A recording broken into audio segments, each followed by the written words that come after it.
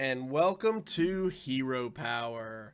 I'm your host, Avantes, and as always, I'm joined by my co-hosts, Zeroshio. What is up, gang? And Versika. What's up? I'm pretty tired today. You look like you're freezing. You're You gonna look like have to you're wearing a drag long me kicking sleeve its turtleneck. I am wearing a long sleeve. Did you say you're pretty and tired today? I'm pretty tired. I would agree. All right. Hey, what a way to start the show. Let's go. 30 seconds in, we got a head shake. All right. So we've got a good show for you this week. A little bit to talk about, a couple of listener emails, and a really fun deck to talk about here later on. So first up, no new patrons this week, but like I said, we do have a couple of listener emails. So it says, "Good evening, gentlemen," and Zeroshio. Good one, Boyd. Thank you. We were talking. Accurate. He says, "We were talking at work about creating usernames, and I was curious, how did you guys get your names? Did you hit randomize on World of Warcraft? You may have covered this in a past episode, but I didn't start listening until episode 21. Thanks, Boyd." Boyd, you have been with us for 111 episodes, or 112 episodes. I just want to point that out. So thank you. We appreciate it. So yeah. Wait, no, hold on a second. I'm doing the math here, and I'm pretty sure we met him before episode 21 at Fireside. So I don't know what took you so long, but thanks, Boyd, for listening to us. So yeah, and you said randomized in World of Warcraft. I know you're thinking about me, and that is not the case. Yeah. So Zero, tell us how you got your username. So Zero was actually a nickname of mine, and it came from my Magic the Gathering days when I was popular for playing zero casting cost decks, and I idolized and loved zero casting cost decks, and I thought if I could make that work, I could make anything work, which wasn't necessarily true. And then when I went into my live action role playing, I actually wrote a backstory for a character that was supposed to be played by Avantes, named Zeroshio, which is a play off of zero, meaning no, and tio, which is Spanish for uncle. So it actually translates directly to no uncle. Well, when I got into Hearthstone, I went back to the Zero moniker and had a lot of people ask me if I was the guy that got owned on YouTube by some famous streamer, which was not me. There were way too many zeros in Battle.net. So I changed it to Zeroshio, which is my live-action role-playing moniker that I took over when Avantes decided not to play with me. I took that character over years later, and so Zeroshio is my live-action role-playing character, but it's kind of a play off of Zero, which is what everybody calls me. All right. Versika, why don't you tell us how you got yours? Well, it's funny because my story actually involves you. There was a time in World of Warcraft where we made 3 rogues that we had decided we were going to twink, sort of. Like most twinks were roaming the battlegrounds, but we were world PvP twinks. And we took these... Important to note, this was before you got experience for PvP kills. Right, yes. Right. You didn't get experience, you got honor per kill. So we were in, I think it was like the mid-20s. It was when you could vanish, but you could only do it once. So you didn't have the ability to reset vanish yet, but you could only vanish one time. So myself, Avantes, and a guy that I went to school with named Jared, we made 3 undead rogues. We called them Versika, Viskira, and Verkisa. And we took them into Duskwood, and we dressed them exactly alike. They had the exact same spec.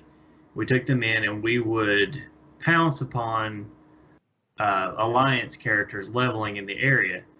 And what we would do is we would come in, and we would either ambush or sap or cheap shot the character, and then we would vanish out, and then the next one would come up, and cheap shot, vanish, and by this time they're just like, oh my god, hacks, hacks, hacks, and then the third one would come out and usually finish them off. So we had this system in place where we would triple team these alliance characters, and so what ended up happening is Avanti's dropped off and Jared dropped off, and they didn't really the ideal lost its novelty, and I liked the way the rogue played, so I ended up bringing it up, and it eventually became my main. And so we went to DragonCon for the first time. I had to pick a name, and Versika was the character I was playing in WoW, and so that became my DragonCon name, and then it just kind of stuck from there.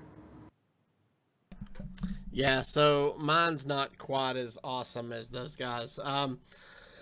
Mine comes from years and years ago playing D&D with friends, and then when I started playing laser tag at Laser Quest, I had to pick a handle, and Avanti's it was. And so I started traveling, playing a lot of Laser Quest all over the country and Canada, and representing the Knoxville team.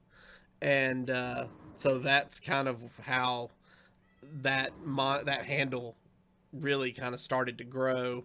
And then when I got into gaming, when I got into World of Warcraft and other games like that, it was usually the first name I chose when creating a character in pretty much any game. So that's pretty much it. But thanks for the question, Boyd. We appreciate it. So I'm gonna give a bonus answer. During the Laser Quest days, Avanti's got me involved of doing the competitive laser tag, and they asked for my moniker, and they called me Zero, of course, at the time, and I wanted them to have my name be Zero Kills. Zero kills people.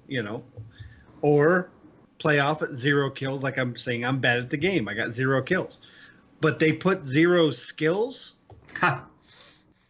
Yeah. And I just ran with it. I just ran with it from that point on. They were like, "Oh, 0 skills, okay." I'm like, "Okay, that's fine."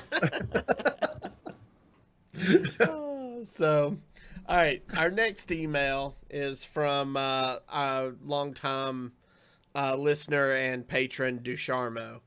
And Ducharmo says, to Hero Power, as a fan and listener of the Hero Power podcast, I want to say Zeroshio has my full support regarding his comments made on the podcast. Having lost a sibling to suicide, I don't necessarily agree with Zeroshio. However, I believe everyone's entitled to their opinion, and just because I don't agree with him doesn't mean I believe he should be reprimanded or scolded for his comments. His opinions are no more right or wrong than mine. I mean, I don't always agree with Versika when he changes meta decks. Then they no longer become meta decks, rather a Versika amalgamation. That doesn't mean I believe Versika should stop changing them just because I don't agree with him. I also believe it's also important to gauge an individual's intentions before blowing your lid off. I know Zeroshio, his intentions were not to offend anyone or cause conflict. Zeroshio, along with Versika and Avanti's, are integral parts of Hero Power. To lose one would be compared to losing a vital organ. Please keep being Zeroshio and giving us your opinions. Sincerely, Ducharmo. I guess that makes me the appendix. Wait a minute. Too soon? Too soon. Too soon. Okay. I just want to say thank you, Ducharmo. That's really all I want to say on that topic. Appreciate it. All right, so let's talk about the news. All right, so we are now a week into the balance change nerfs. So, couple of questions to talk about tonight. How has the balance changes adjusted the meta, and does the meta feel a little refreshed to you guys? So, Zeroshio, we'll start with you. How do you feel these changes have adjusted the meta so far? Well, I think that the changes have slowed the meta down slightly. Obviously, when the majority of the nerfs are basically nerfing or balance changes, when the majority of the balance changes are changing the cost by one, that inherently slows down those decks by one turn. Uh, Now, usually two things happen: either people run with that and the meta adjusts based on that, or other decks come out that are either faster or now can compete with that type of speed. And I think the latter has happened. More decks are coming out that are that compete with that style of speed. You're seeing one of the decks we're going to play today, which is a Warlock deck that's kind of taken the place of Q Block and some of the control lineups. You're seeing Token Druid come out of the come into the meta that really wasn't in the meta before, but now that Spiteful's a little slower, the Token Druid, which is just as slow but more sticky, has kind of taken its spot. You're seeing some priest decks that are coming out of the woodwork now that they have the appropriate speed to be able to compete. And Big Spell Mage is also a big one that I actually used to get to Legend this month. Along with an Even Shaman, which Even Shaman is a fairly aggressive deck, but it's just too slow to compete with the decks of old, like the Spiteful Druid and the Q Block. It just wasn't fast enough, and now it can actually compete. So I think that the changes have slowed down enough, and to me, it makes the meta fresh. It is more difficult meta because you don't know what you're going to see in the ladder right now, but I think it's very fresh. Cool. Versico, what are your thoughts on where we stand? I would agree with Zeroshio in the fact that usually when a change like this occurs, the decks that were just barely oppressed by the tempo of the decks that were being nerfed usually are the first to come out and kind of take over. Then you also, if it's a change to something like Spiteful Summoner that happens on turn 6, then you start to see the fast decks start to try to come back into the meta and try to kind of take over that way.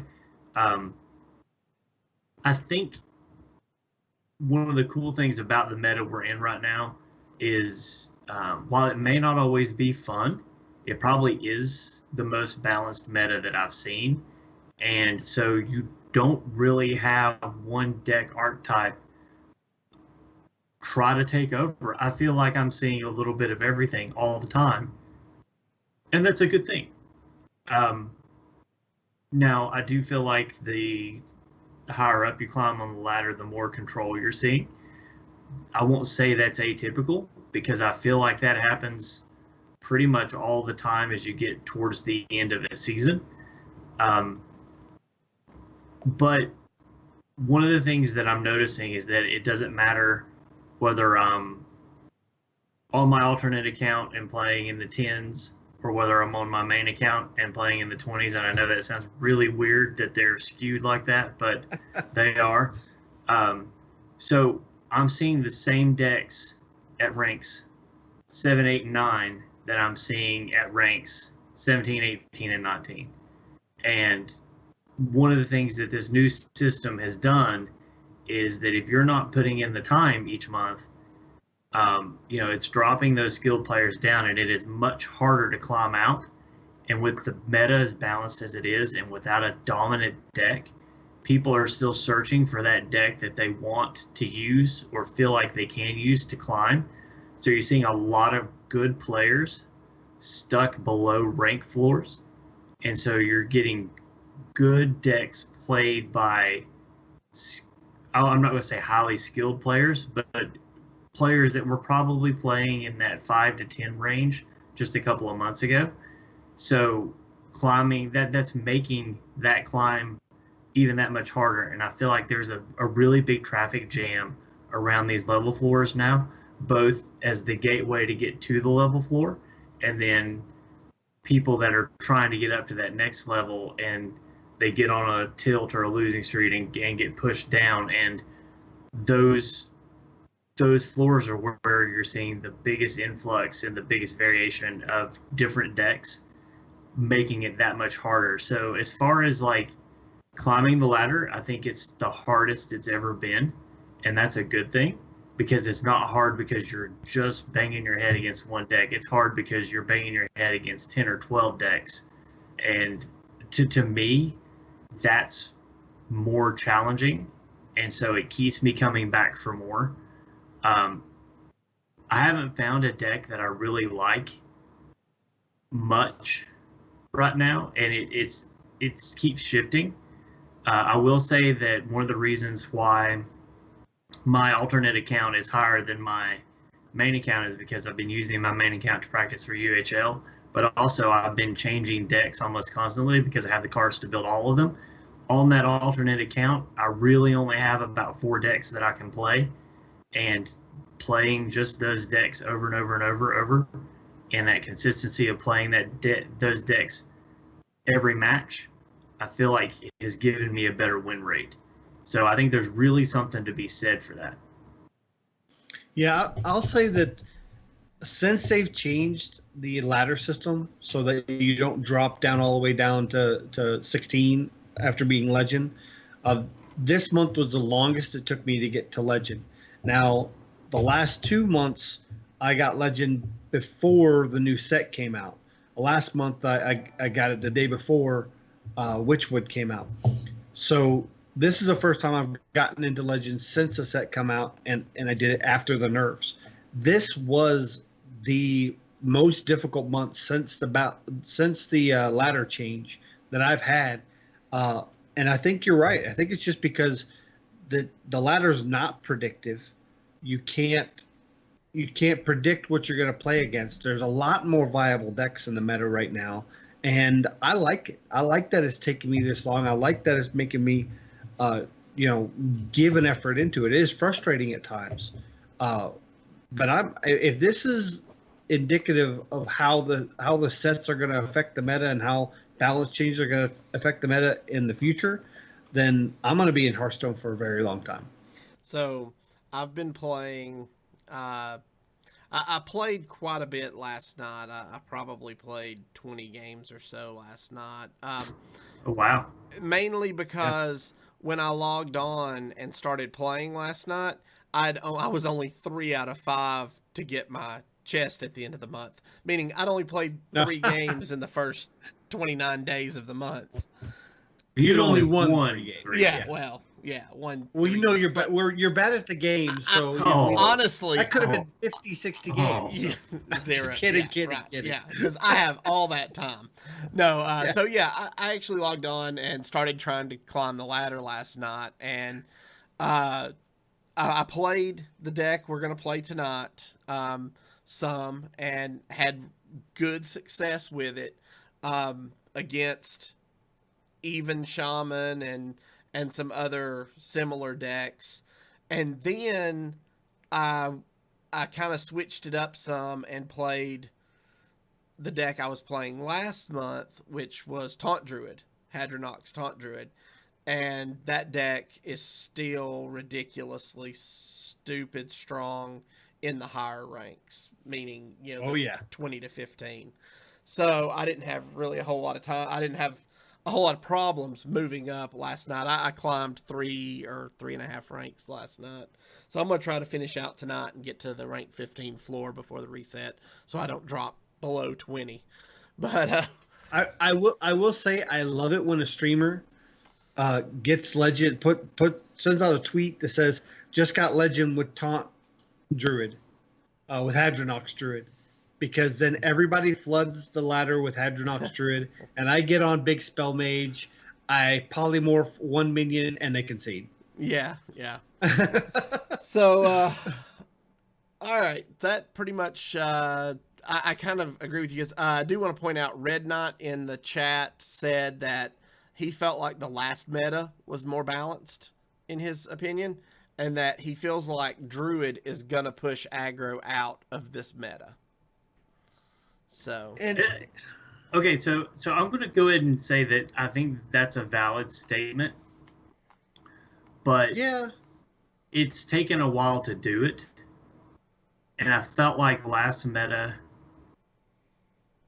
you had only one.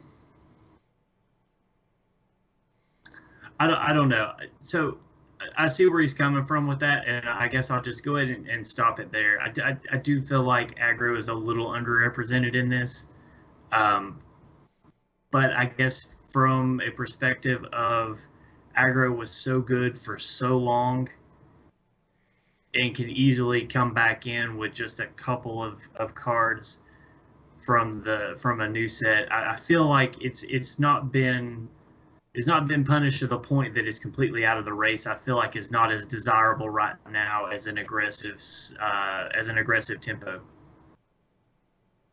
Okay. Well, and I agree with Red Knight to a point. I don't know if I like the statement that Druid is going to push aggro out, because there's always going to be a place for aggro. Does Druid counter aggro? Yes. But we've gone so long and so many metas that there's been nothing that truly countered aggro. And we finally have something that counters aggro. So I think I actually see that as a healthy and balanced meta, that there is something that counters aggro. The fact that you have to basically commit yourself to Druid to be able to stop the aggro threats, but then be countered by other things, tells me that that's balanced. It's when something can't counter aggro, or something counters aggro and counters every other deck and becomes the best deck, a la Cube Lock or Control Lock. Those decks make it so it's not a balanced meta. There are things that beat Druid. Druid isn't an auto ban in a 4-class lineup for something like a league unless you're weak to Druid. But Druid can be countered. So to me, his statement is accurate, except I don't believe that it's the last meta may have been more balanced. That to me, that's a matter of opinion. My opinion is that this meta is more balanced, but that could just be based on my play style. Well, I guess you kind of have to look at it in the sense of what are you what are you basing the bulk of your opinion of balance on? Is it the presence of the archetypes, or is it the amount of viable decks?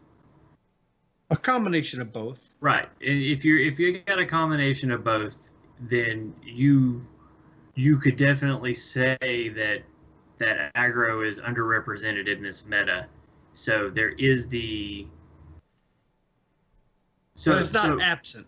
Right, it's not absent. So you could say that the meta isn't necessarily balanced, but it's more balanced than what we have seen Blizzard be able to do with Hearthstone in a while, in the sense that at this point there have never been more viable decks playable at any given time in competitive Hearthstone.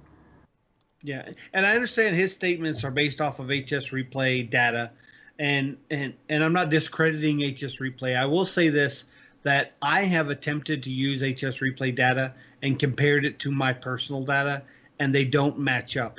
And it may be just because I don't have the same play style and approach to the game as the majority of the people that feed data, which is the majority of the players in Hearthstone that feed data to HS Replay. So that may be why I have a differing opinion, is because I personally don't see HS Replay as a reputable source of information for my play style. I'm sure it works for a lot of people, just not me. I was gonna say I check it often. It's one of those that I pull the Data Reaper, I look at HS Replay, I look at a couple of different sources when I'm trying to, when I'm researching a deck we're going to play on the show, when I'm trying to, if it is, especially if it's a deck that I've not played before, I want to know its matchups, I want to know what it's doing well against, I want to know what it's going to face. When I'm looking at would I make a change? Would I play it as is? Especially when taking a deck that, like, let's say that we see played in Dreamhack Austin coming up, where it's it's designed to do a last hero standing format. How does this deck translate into a standard format? How does it translate onto the standard ladder? So, when you pull that deck list, you look at those other sources too, seeing where, the base list, where the meat of this deck, how it compares to other decks, where it's running into its troubles, and so on and so forth. So while it's not the end all be all, it is definitely, in my opinion, it's definitely a good way to pull statistics for a deck. And I still do cross-reference HS Replay along with the data report from Vicious Syndicate. I think what I've seen the most for my experiences, I will look at matchup comparisons for one deck versus another deck on HS Replay, and they'll be heavily favored in one direction. And then I look at my data off of Hearthstone Deck Tracker for my experience with that deck against the deck they're saying, and it's not even close. And again, a lot of that mainly has been against the Paladin meta, where they say Paladin has such a high win rate, and if you play this deck against Paladin, you're pretty much going to lose. But my experience, and again, I'm good against Paladin because I'm so good with Paladin, in my opinion. My experience and my data shows opposite results. So take HS Replay for what it is. It is a good source, but I prefer to use individual results and data. Now, I do play a large number of games. I tend to get my maximum 100 gold, on any given weekend day that I pretty much play all day long. I max out my gold on a weekend, so that's more than 30 wins in a day. So I believe I have enough data to support that kind of comparison, where others may not. So it is good if you don't have that kind of sample size. Okay. Well, as was brought up, Dreamhack Austin is coming up this weekend, so there's going to be lots of great Hearthstone to watch this weekend. Starting on Friday at about 11 a.m. Central, we should see the stream go live. Yep. If you guys are unfamiliar, this is a Grand Prix event. As Versika said, it is last hero standing, best of 5 with one ban. Players will be competing for $15,000 prize pool plus over 190 HCT points to give away. Yes, and that's a point I wanted to bring up. Is this is a HCT tour stop. There was some concern when they came out with the new HCT system that because it's last hero standing, it might not reward points. But as proven from DreamHack Tours, which is Tours France, they did award HCT points, even though it is a last hero standing, and the rules are ambiguous enough that the HCT tour stops can have different formats, whether it's Conquest or last hero standing. And I was worried that the points wouldn't be awarded at DreamHack because of the change, but fortunately they are. Yeah. We've got a lot of notable players already signed up for this event. Friend of the show, Dr. Jikaniki. You're going to have Gallon, Purple, Monsanto, Just Saying, Ant, Ike. A lot of notable players will be participating in this event. Also, your broadcast talent for this is going to be Cora, Lorinda, Admirable, and Noxious. So going to have a lot of fun on the desk. Going to have some great players to watch and cheer on. Friday, Saturday, and Sunday, all 3 days. Lots of Hearthstone to watch this weekend. So I'm excited to see Noxious back on the table. He's a great talent, and he plays off really well with Cora and some of the other broadcasts they've done together. And Noxious is a very accomplished player in his own right, but his analytic skills are one of the best, and it's good to see him back in the fold. Yeah, and if that's not enough Hearthstone for you, later next month, let's see, June the 28th through July 1st, in sunny Southern California at the Blizzard Arena, Los Angeles, we will have the season championships for HCT taking place. That will be the season 1 championships for those of you who are keeping up with it. Basically, it's going to be a great experience. Now, if you can go, you should, because there's going to be awesome swag to give away, plus the thrill of the victory Hearthstone card back will only be available by going to this event. There's going to be that's so bad. there's going to be lots Such a of good fun card back. things to do. You'll be able to duel a dev, all kinds of other events going on. So make sure you go and check it out. Gonna be a lot of fun. They're also advertising that this is the Battle of the Davids. Not David and Goliath, but like 2 Davids.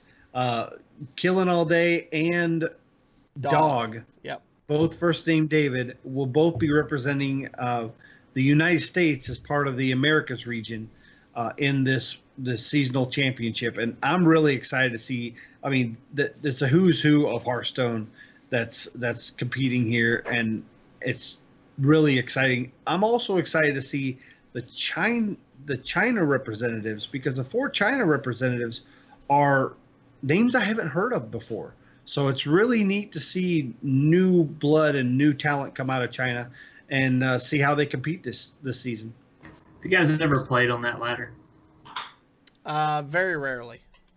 Well, now the China is exclusive. Or now, yeah, you no, maybe Asia, talk about Asia Pacific. Asia Pacific. I have, and I just don't have a collection to even compete over there. But yeah, I have played over there. The meta is vastly different. Yeah, it's definitely wild. I mean, when I say wild, it's definitely crazy. Like, I went in there and I'm just like, good God, it's like playing against me every match. Yeah. And they love to use classic and basic cards that you would not. If they can't fit a spot, they look in the classic and basic set and grab out of there. Now, a lot of that is because of the limited time that you have to play over there. The way they do their reward system's a little different than the other regions, so their collections build up differently in different ways, and players have to focus on one area or another. So it could be that they just haven't spent the money and they're using that spot, but they're really good with those cards. It's amazing the type of decks that look like complete classic and basic card decks, but they play them at such a high level that you think they could be competitive anywhere. Yeah. So if you're thinking about going to the HCT championships, tickets are on sale now. I believe it is $60 for the whole weekend, or 40, 20. Let's see, I can't remember exactly. Maybe I'm looking. They're only showing tickets available for Friday and Saturday, or Saturday and Sunday currently. Yes, they are only having a live audience availability on June 30th and July 31st. July 1st. Okay. The first 2 days of play, the 28th and 29th, are LAN, but it's closed day. They will be broadcasted, but they're only open to live audience on the last 2 days. Okay. So yeah, get your tickets now if you're thinking about going, and just go, have a good time, enjoy a weekend of Hearthstone. So, all right, that brings us to our UHL recap for week 5. So, Versika, how did it go? Well, I went up against Ridiculous Hat, so how do you think it went? You did really well. I think it was a lot of fun. You did really well, and he played superbly. And there was a little bit of RNG element in it. It's Hearthstone. It always happens. But when you get a corner sentry off of Stonehill Defender against a Hadronox Druid, it's just favoring you the rest of the way. Yeah, that really did hurt. And really it cost me the game. And when I thought about queuing into that, I actually considered not bringing the Druid in. But at that point, I'd won with Warrior, I'd lost with Druid, and So the deck we're playing tonight is the deck that I brought as Warlock, and it's a fantastic deck. I really like the deck, but I had been prepping a spiteful rat catcher Warlock deck for Hat since the set came out. Like Nice. it was so the spiteful summoner change didn't affect the deck at all. Dark Pact affected it a little bit, but not enough that I was going to change it out. So I decided at the last second to not bring that deck and instead bring Red Knight's Even Warlock deck. And I think that my inexperience with the deck really showed. But it reminds me so much of the way Handlock used to play, and I loved Handlock. So when I saw it, I was just like, that deck is fantastic. So to be totally honest, I just wanted to play it. And I wanted to play it against somebody like Hat, who is technically and mechanically sound, and I wanted to just see if I could do it. So my choice going into that last match was bring the Druid, which he had just seen, or bring the Warlock in that I didn't have a lot of experience against what I was pretty sure was a control style warrior. And so I was just like, well, even if I won with the Warlock, stuck, and I'm not getting into playoffs at this point. Hat is, I mean, if I went 2-3, it's not going to help me any. I would have to beat Hat for it to help any. So I decided that at that point, since I had to win with the Druid anyway, I'd just go ahead and go with the Druid. So I didn't know, like, it wouldn't surprise me if Hat played Cornered Sentry just to compete against Tatternox, but it wasn't the thought that I was thinking of when I went in. I went in having a bad feeling about the Druid, but I wasn't comfortable enough with the Warlock. So he handled the Druid a little better than I thought he would. So the outcome was 1-3, right? Yeah. You did get one win. Okay. I did. Who are you playing next week? So actually, it's tomorrow. Oh, okay. Tomorrow, and we're playing early. I'm playing Spivey from 1600 Dust, and so Spivey and I have decided that we are bringing non-standard decks, so you won't see anything from the meta, and on top of that, each deck had to contain at least 5 legendaries. Oh, okay. That's right up your alley. Well, it's right up Spivey's alley too, because he doesn't get a lot of credit for it, and really neither does Chris Plummer. But they both love to have fun with Hearthstone, and like the wackier the deck, and the more fun it is, I think the more fun they have playing it. Like they're both really good competitors. They're both good at the game, but they really like to have fun with Hearthstone.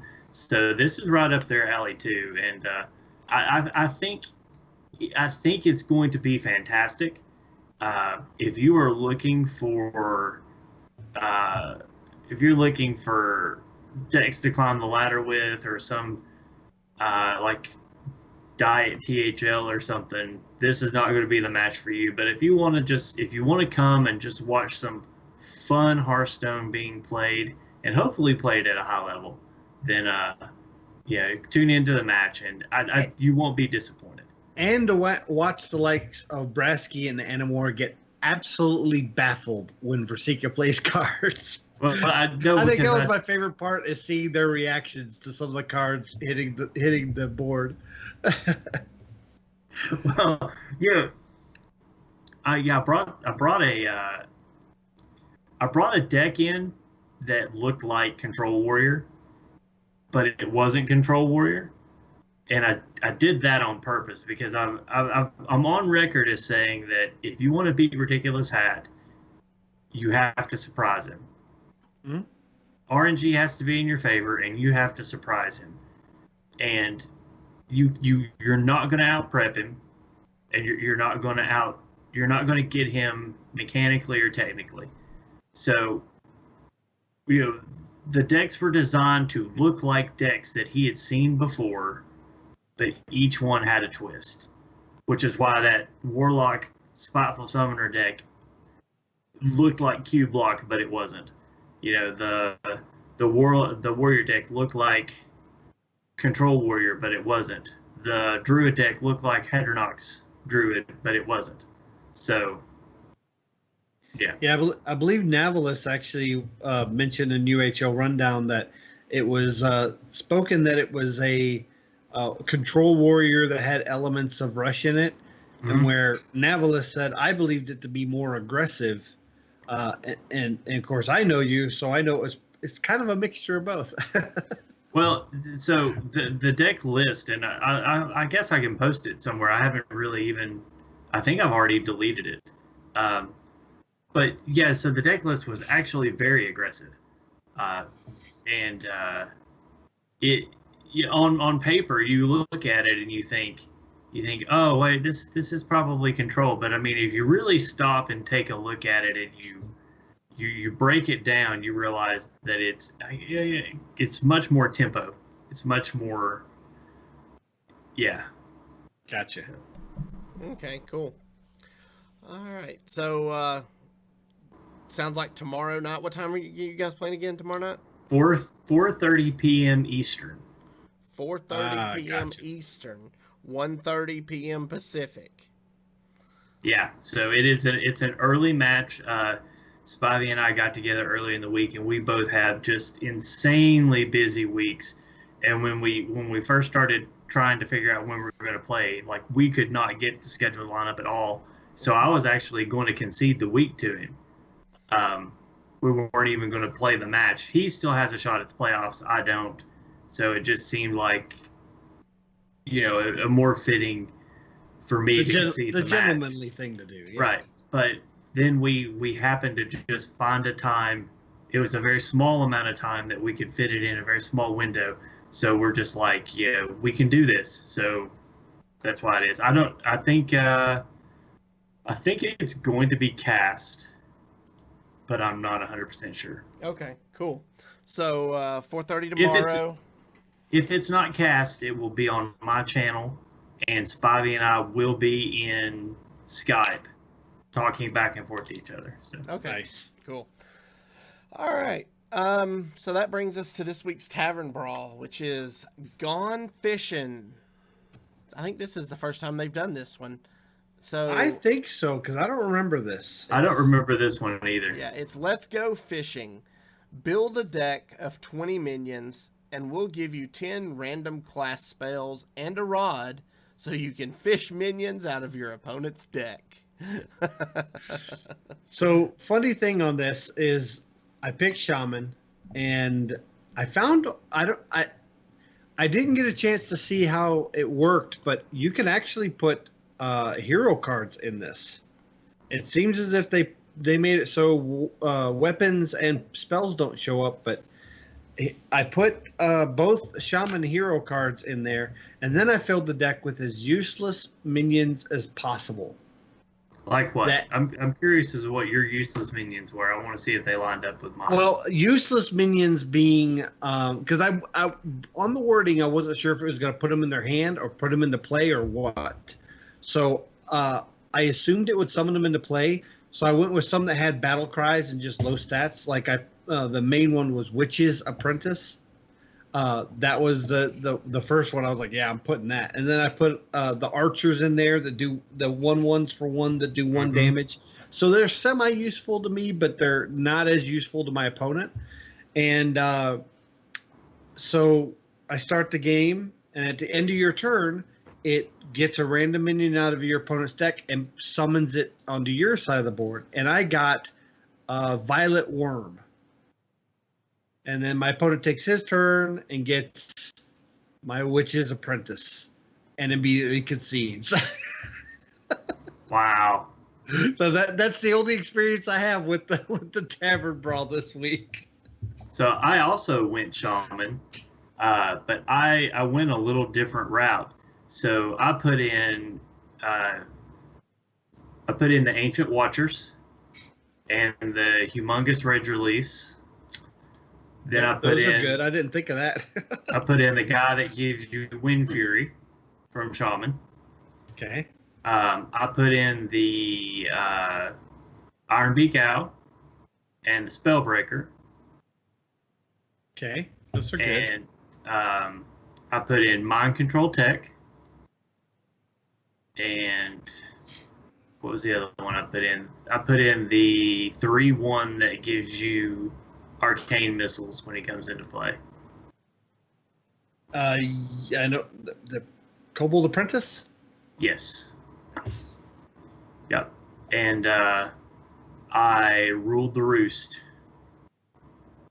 It's funny that it kind of favors you building a really bad deck, but if your opponent builds a really bad deck, it's bad.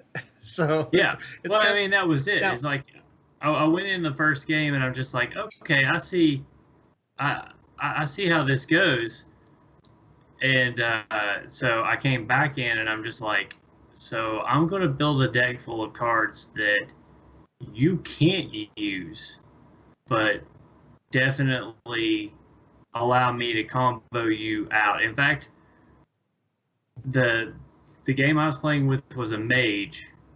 When I started punishing his life total, he was at 32 counting armor, and I was at 5. When I beat him, I was at 1, and I punched him down from 15. So. Nice. So I've not had a chance to play this yet, so I'll probably be careful sometime after the show. Yeah, be careful. Yeah, Red Knot says Warlock with Howl Fiend and Hydra is great. Oh yeah. Yeah.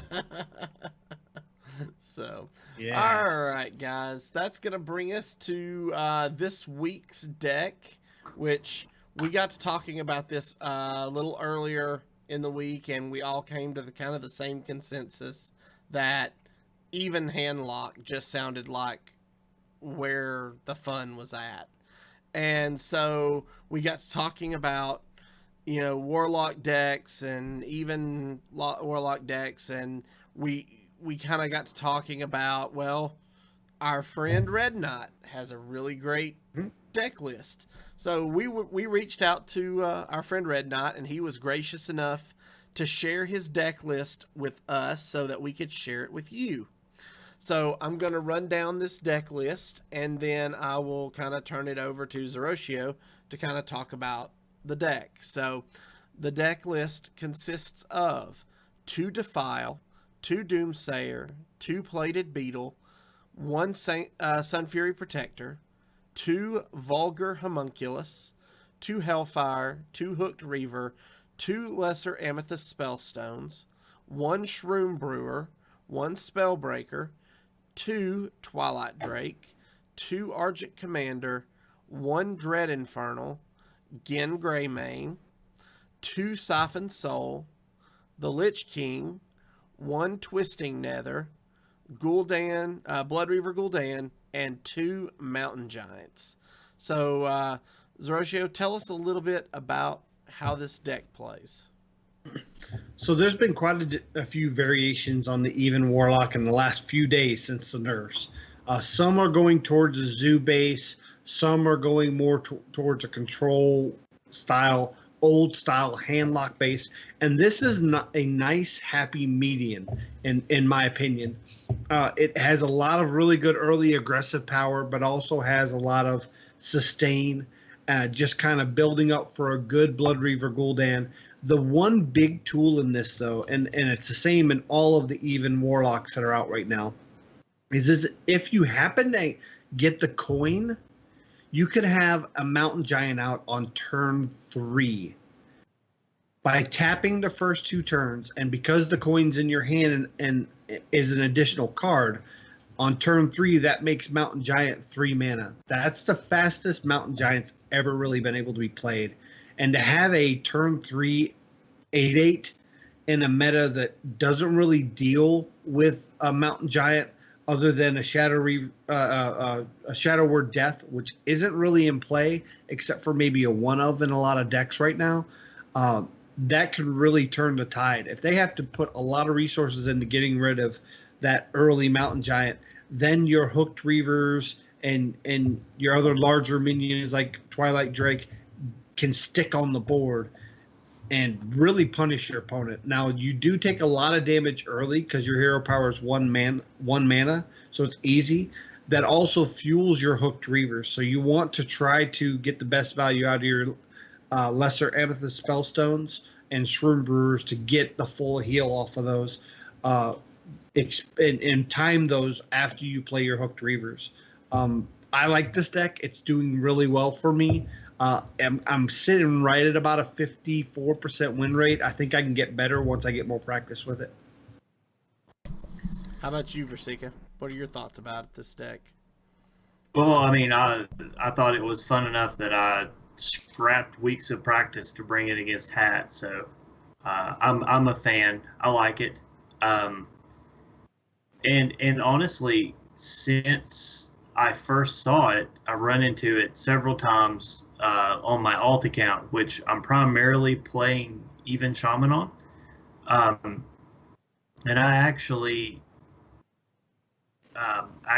teched in crushing hands just for early game Mountain Giants. So that's fair. I think it's good. I think it's got legs. I really, really like it, and I'm not going to say I'm excited for UHL to be over because I really do love UHL and I love playing in it. But a lack of practice partners has forced me to play on ladder more with my main account than I want to, and I'm anxious for the season to be over in the sense that I can start actually laddering again for the sake of laddering. And I will say that this is going to be one of my focuses when that happens, is going to be getting proficient with this deck. And I think this is a great ladder climbing deck. I think it's solid. I don't think it has a particularly bad matchup. And in a meta like this, I think you need a deck. If you need to make up a bunch of ground, you need a deck that's going to be good against most things and just not have terrible matchups. And I think this fits the bill. All right, there you go. I've actually been playing it quite a bit and having, like I said, a lot of fun with it. A lot of people that I feel like I'm playing in that 15 to 20 rank, and it's matching up well there with a lot of the decks that I'm seeing. Like I said, I've taken multiple Even Shamans to task with this deck, and just had a lot of fun with it. The Hellfires really do some work against that Even Shaman deck. So yeah, if you're running in against the Even Shaman and the Murloc Paladins and the Odd Paladins, this deck is going to give them a bad day. Oh yeah. So it's a lot of fun. All right. So I think that's gonna do it for us. If you are joining us on Twitch or YouTube, please wait. I got a last thought. You are a thought. No, seriously. So we're getting into the summer season, and 1600 Dust every year does a Know Your Role, and I talked about them last week, and they are now on week 2. First week they covered Hunter with Pair HS. It was a wonderful episode. But now, if you want to go and download episode 2, they're covering Warrior with myself. They actually had me go on week 2 and talk about Warrior this time last year. Really? Last year. I totally need to go download episode 1. I did not know they had Bear. That's awesome. Yeah, thank you. Thanks for that. Last year they had me on to talk about Paladin, and this year they had me on to talk about Warrior. So feel free to go check it out, or don't and watch the other 8 episodes, or listen to the other eight episodes like Avanti's. But go out and check out 1600 Dust. They're definite good listen, and they do great content for Know Your Role every year. Yes, they do. So, all right. As I was saying, if you're joining us on Twitch or YouTube, please stay tuned for the live play portion of our show. Check out this Even Warlock deck from Red Knight.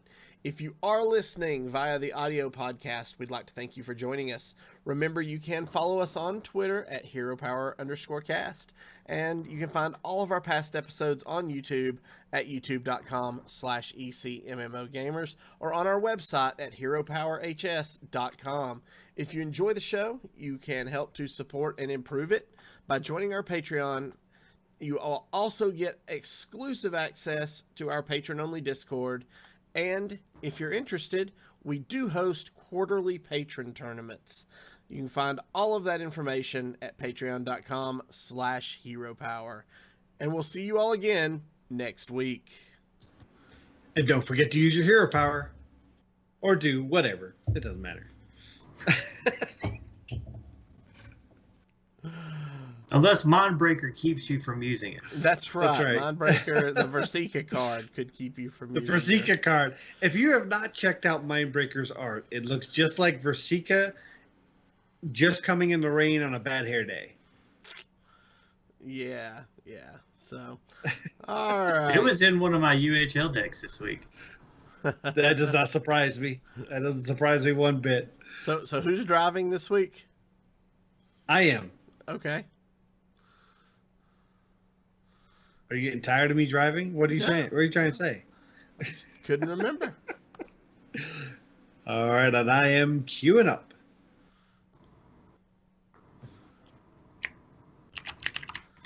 Heading into play mode.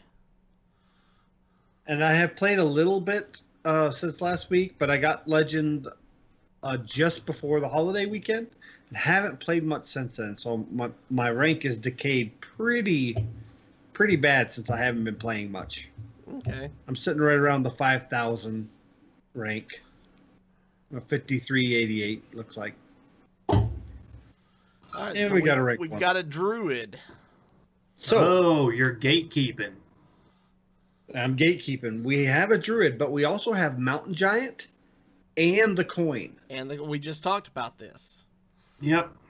So, So I think you pitched the Dread Infernal. We don't know what kind of druid we're up against, so we might get the 15 fast, but not fast enough. I think we ditch. The The Reaver Reaver. and the Infernal. yeah, I think you keep Hellfire and I'll- Mountain Giant. I like keeping the Hellfire and, of course, the Mountain Giant, but I like keeping Hellfire because this new token druid, if you let them get anything on the board, they're just going to put Go Soul run of Forest over on you. it. Yeah. Yeah, they'll put Soul of Forest on it, and it'll be really hard to remove. So since we have the coin, we're probably going to just be tap in the first 2 turns. Firefly. It looks like tokens. Well, it's either tokens or spiteful because there still is some spiteful running around. There is, but we tap first, right? Yeah. Oh, yeah. Get to that 3 mana Mountain Giant. There's the Reaver. That'll be good later because he's probably going to put some pressure. Yeah, this looks like spiteful. Oh, okay. So this actually curves out really well. We could tap again, setting up for Mountain Giant next turn. And then we could follow it up with Hellfire. Okay. So tap. Think so. I'm not really worried about our health this early. And with Spiteful being a turn 7 threat now, well, earlier now with Greedy Sprite, but that's good. The Lesser Amethyst Spellstone is going to be real useful later. We just throw down the Mountain Giant, right? Kind of elementary. Yeah.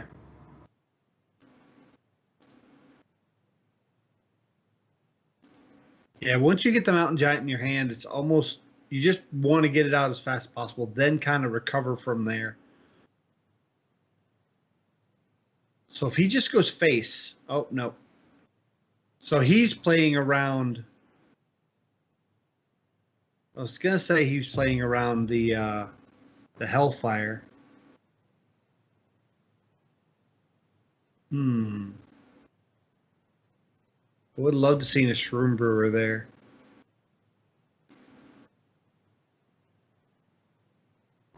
Well, I mean, you can always throw down the plated beetle and Sun Fury beside it.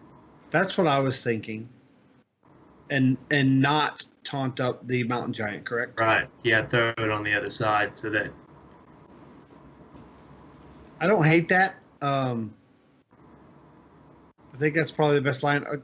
I think it's going to prompt him using his face with the beetle and then clearing the Mountain Giant, which is fine. That just softens it up for the Sun Fury Protector. Right.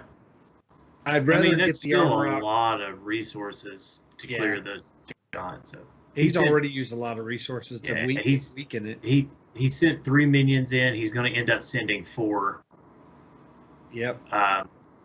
And really sacrificing one of the things protecting him. Oh, is he wrathing that?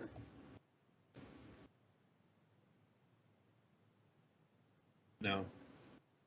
Glacial Shard. Okay.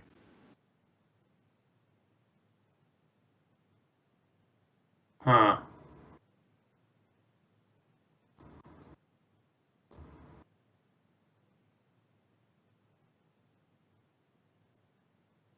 Is there any merit to silencing the Crypt Lord now? So what are we waiting to silence? I mean, the only unknown is whatever he gets off of the summoner. Yeah. But there isn't really anything you need to silence off the summoner at 10 mana. No, because silencing Tyrantus doesn't really help. No. We can tap, and if we don't draw anything, we can Spellbreaker.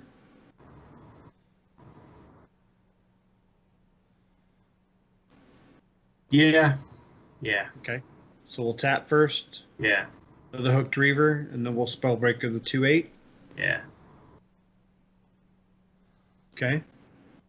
I really want to hang on to that coin to offset the Greedy Sprite so we can get a good Twisting Nether off. It's probably going to be a Hellfire turn. That's exactly what I was just thinking. This is almost a perfect Hellfire.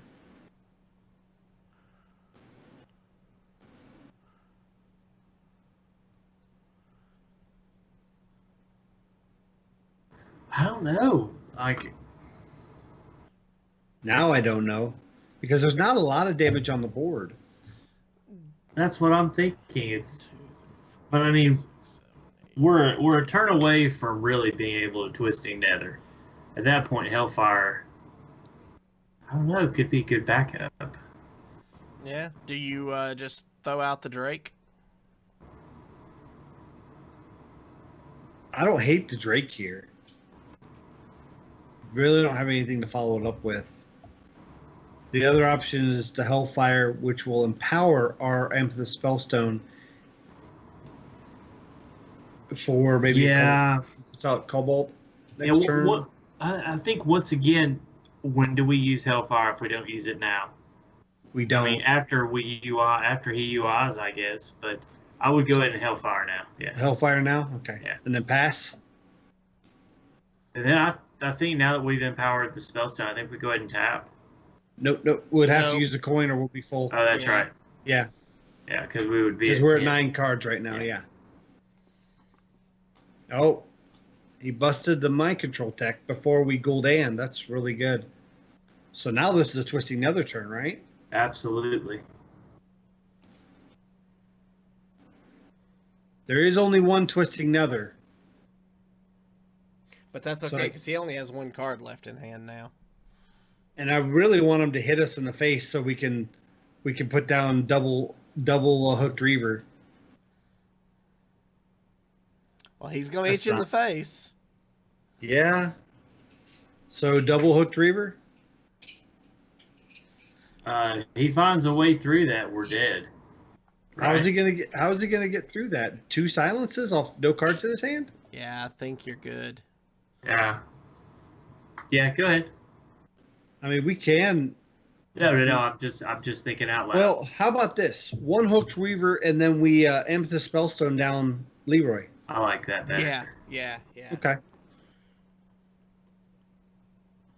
Any merit to keeping these Whelplings around?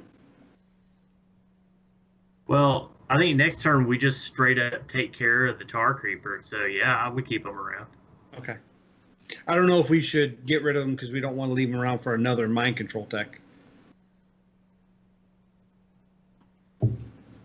Which we could always kill him off at any time. I was just getting ready to say, if he throws out a mind control tech with 2 Dragon Whelps on the board, that seems kind of like a risky move anyway. Well, that tends to be a technique they use. They use the Leroy with the mind control tech, hoping not to get one of the whelps, hoping to get something better. Right, but that's usually when you've got 2 or 3 minions out versus going right up to 4, then you've only got a 50-50 shot.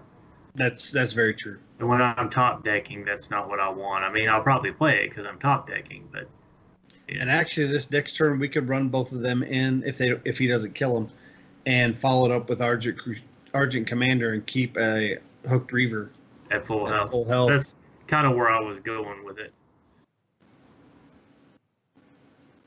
I like having options. So our worst spot here is if he happened to get UI and can finish off the Hooked Reaver with UI, but I don't think he has it. I think he's upstairs making a Hot Pocket and get some Yoo-Hoos. I think he would have already done it.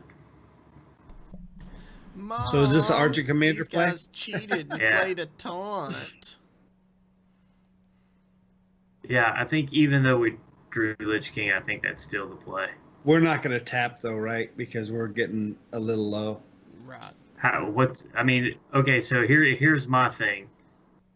Gul'dan straight out wins us the game, right? Uh-huh. I don't see any reason why we can't tap. Never mind. Well, that's why we can't tap, because he's off. He's done put his phone in his pants and Yeah. Mom, these guys cheated and played a taunt. Well, Taunt Lazy is Titan, I'm cheat. sorry. I'm sorry that you didn't get Legend back to my post.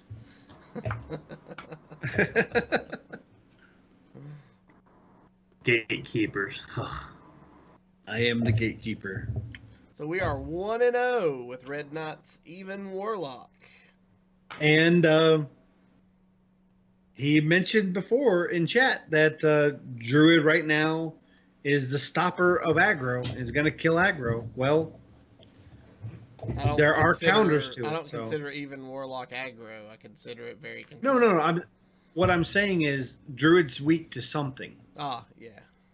So obviously that to me, deems a balanced meta. He also said there's 4 versions of Druid in the meta right now. So. That's true. There are. So Defile might be good against Hunter. Honestly, I like keeping.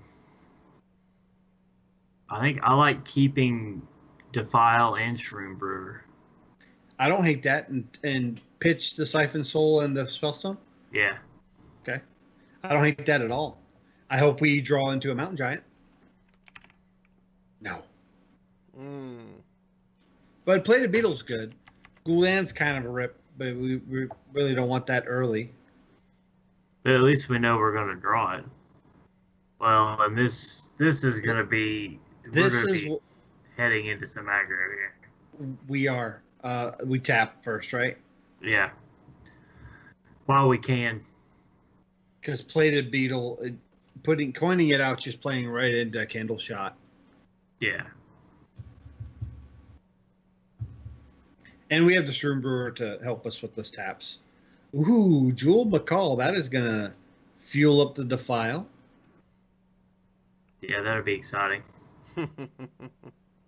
Hellfire. That's going to be good. So just Plated Beetle pass? Yeah. The Hellfire is going to be real nice. Oh. Ask and you shall receive. Yeah, I think we Beetle and Attack Defile. face and then Defile, yeah. Tap first? Yeah. Yeah. It doesn't change our line any, does it? No. I don't think so. Okay. And normally I wouldn't defile this early. I would like to bait out more. But since we have the Hellfire for next turn, I don't see a Oh, reason. we have Hellfire and Twisting Nether in our hand currently. Yeah. His goal is to not let us get to turn 8, though. So Right, but that's Yeah. hard to do without a board. True. Ooh, wow, this Vulgar Homunculus looks good here. Yeah. I think this is Shroom Brewer all day. Well, since we don't have a Hooked Reaver, I can get behind that. Yeah. So If we had a here- Hooked Reaver, I'd want to get down to 15 first. So my thought is he has to Flanking Strike and Candle Shot into this.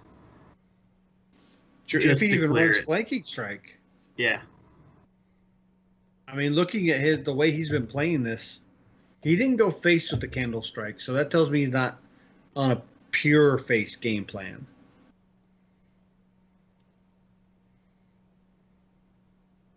If he's playing Freezing Trap, we just pop it back into our hand. Oh yeah, it's great for Freezing Trap. I do want to get some demons out so we get some value from Gul'dan. Oh, this is Dire Frenzy deck. It's really not a great target for him to Dire Frenzy. He's just challenging. I think we Vulgar here. Vulgar, and then, I would tap first, though. well, here's my thought. If we Vulgar, we can then coin Amethyst Spellstone to kill the 4/4. Okay, so here's my thought on that. There's now 3 of those in the deck. Yeah. So that Spellstone just became a little more valuable. So if we put out the Vulgar, we empower the Spellstone, we put a Taunt in the way, and then hopefully he clears it with the 4/2, which makes it susceptible to Hellfire, which we can play next turn on top of Fair. whatever else he throws out on the board and still hit it for 8 total. So tap first. I would tap first. Ooh, that's good. And then we're going face Yeah, with this. yeah. Yeah, I don't hate that. And that coin's going to be, like you said, coin's probably going to be more useful. There we Well, go. there's a Spellstone.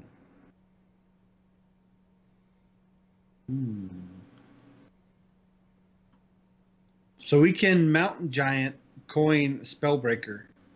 I like that.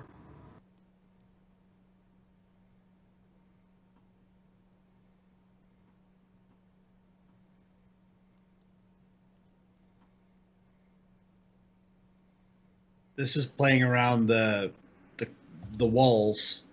Right. Now, do we clear the 4/2 with the 4/4? No, because then you don't play around the walls. Okay, so go face. Yep. Make him clear. Gotcha.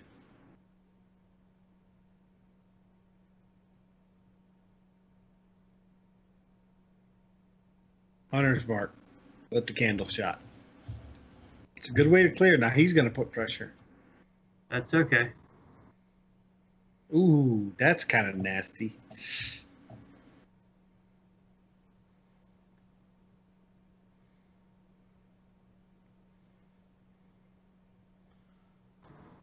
I mean, now you have to Spellstone, right? We got 5, so we have Yeah. 9. Yeah, we have to Spellstone it. So run the Spellbreaker into it and then Spellstone it. Yeah, What are we doing after that? Doomsayer? yeah.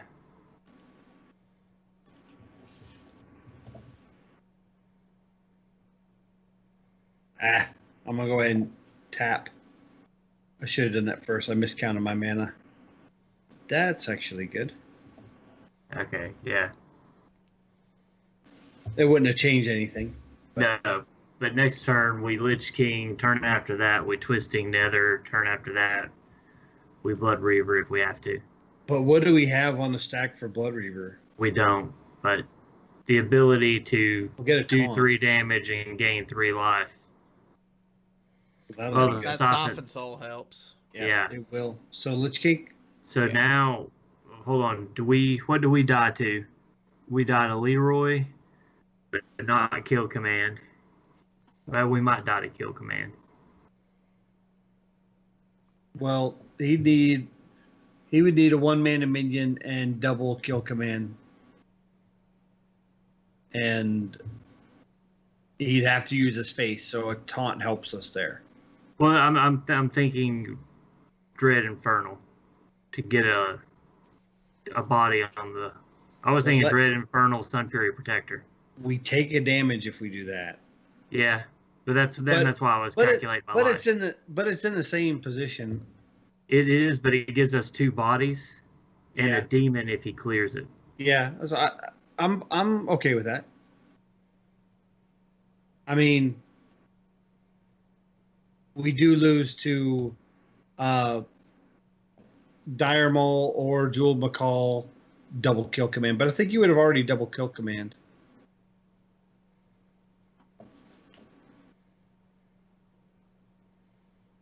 Oh. You know what this is? Hellfire. All day. So we hit the Sun Fury Protector into the 3/4, then Hellfire? But are we playing into what he wants? Well, we'll do 9 points of damage to him. Hold on. Let's see. If you Hellfire here, and he's got kill command or Leroy, you're dead. Okay, so what about clearing the hyenas first? The 1/2/2 with the 2/3, the other hyena with the 6/6, and then Siphon Soul the Stegodon. Okay. Okay. Don't hate that. Do we also want to put out the homunculus? I mean, yes. Since we're gaining health, put it on the left side of the Dread Infernal. Okay. I'm not gonna tap. Yeah. Because this will give us a Dread Infernal and 2 taunts with Gul'dan if he clears the board. Unleash. Hunter's Mark? Hound's an answer. No, Hound. Okay. Just clears the homunculus. But he didn't do it. He didn't clear the homunculus.